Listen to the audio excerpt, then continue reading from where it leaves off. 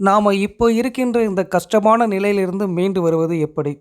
நாமும் ஒரு பணக்காரனா, சொத்து உடையவனா, செல்வந்தனா மாறுவது எப்படி? நமக்கு கிடைத்திருக்கக்கூடிய உண்மையான சொத்து என்பது என்ன? இவற்றை பற்றியெல்லாம் விளக்கும் குட்டி கதைதான் இது. வணக்கம், வெல்கம் டு பாசிட்டிவ் தாட்ஸ் குட்டி ஸ்டோரி 29.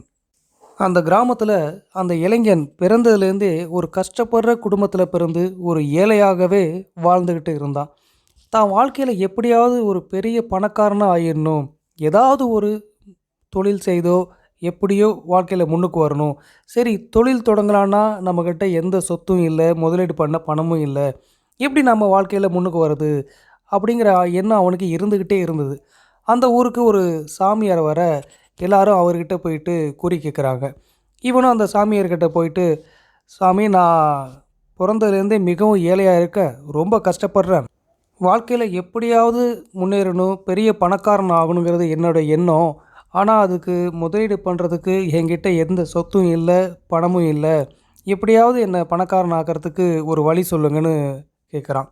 அதற்கு அந்த குரு, அவ்வளோதானே, நான் உன்னை திடீர் பணக்காரனாக ஆக்க முடியும், அதுக்கு வழி இருக்குது, கவலைப்படாத, உனக்கு ஒரு 10,00,000 கிடைக்கும், ஆனால் உன்னுடைய 2 கால்களையும் இழக்க நேரிடும், உன்னுடைய 2 கால்களையும் வெட்டிடுவாங்க, ஆனால் 10,00,000 உனக்கு பணம் கிடைக்கும், உனக்கு சம்மதமா அப்படின்னு கேட்க, என்னால் முடியாது குருவே, என் கால்களெல்லாம் நான் இழக்க முடியாது, என்ன இப்படி கேட்குறீங்க, சரி வேணாம்ப்பா, ஒரு கையை மட்டும் நீ கொடுத்துரு, ஒரு கையை வெட்டிடுவாங்க, உனக்கு ஒரு 5,00,000 பணம் கிடைக்கும், இது உனக்கு சம்மதமானு கேட்குறாரு.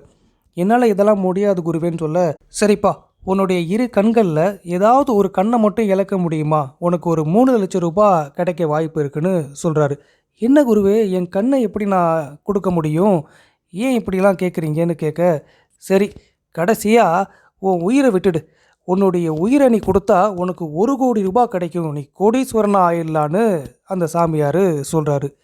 என்ன சாமி, நான் வாழ வழி கேட்டு வந்தேன், என் வாழ்க்கையை வசதியாக மாற்றிக்கொள்ள வழி சொல்லுங்கன்னு சொன்னேன், ஆனால் நீங்கள் எனக்கு வழி காட்டுற மாதிரி தெரியல, இப்படிலாம் என் கைகளை இழந்து என் கால்களை இழந்து நான் எப்படி நிம்மதியாக வாழ முடியும், அப்படி கிடைக்கிற பணம் எனக்கு எப்படி உதவியாக என் வாழ்வை உயர்வாக மாற்ற உதவுன்னு எனக்கு தெரியல, என்கிட்ட இருக்கிறது இந்த உயிரும் உடம்பும் தான், அதை நான் இழந்துட்டு என்ன செய்ய போகிறேன் அப்படின்னு அவன் சொல்ல, அதற்கு அந்த சாமி, உன்கிட்ட இருக்கிறது இந்த உயிரும் உடம்பு தான், அதுதான் உன்னுடைய நிலையான சொத்து, இதை தான் உனக்கு நான் புரிய வைக்க முயற்சி செஞ்சேன், பல லட்ச ரூபா கொடுத்தும் உன் கால்களை இழக்க நீ தயாராக இல்லை, 1,00,00,000 கொடுத்தாலும் உன் உயிரை இழந்ததுக்கப்புறம் அது பிரயோஜனமும் இல்லை, இதை நீ புரிஞ்சுக்கணும், வாழ்வில் முன்னேற உன்கிட்ட இருக்கக்கூடிய உண்மையான சொத்து உன் ஆரோக்கியமான உடலும் உயிரும் தான், தன்னம்பிக்கையை வளர்த்துக்கோ, உழைக்க கற்றுக்கோ, உழைப்பு தரக்கூடிய உயர்வை வேறு யாராலும் தர முடியாது, நீ செல்வந்தனாக ஒரே வழி உழைப்புதான், நீ மதிப்புடையனாக மாற ஒரே வழி உழைப்புதான், நீ வாழ்வில் புகழின் உச்சிக்கு செல்ல ஒரே வழி உழைப்புதான், அவ்வளவு ஏன், நீ நிம்மதியாக உறங்க ஒரே வழி உழைப்புதான், இந்த உழைப்பு தரக்கூடிய வெற்றியை வேறு யாரும் உனக்கு கொடுக்க முடியாது என்று அந்த குரு அந்த இளைஞனுக்கு அறிவுரை கூறுகிறார். உண்மைதாங்க, உழைப்பு என்கின்ற உன்னதமான சாவியை கொண்டுதான் முன்னேற்றம் என்னும் கதவை திறந்து நாம் வாழ்வில் உயர முடியும். ஓகே ஃப்ரெண்ட்ஸ், இந்த கதை பிடிச்சிருந்தா மறக்காமல் லைக் பண்ணுறங்க, நீங்கள் பண்ணுற லைக்கு தான் இந்த கதையை மேலும் பல பேருக்கு கொண்டு போய் சேர்க்கும்.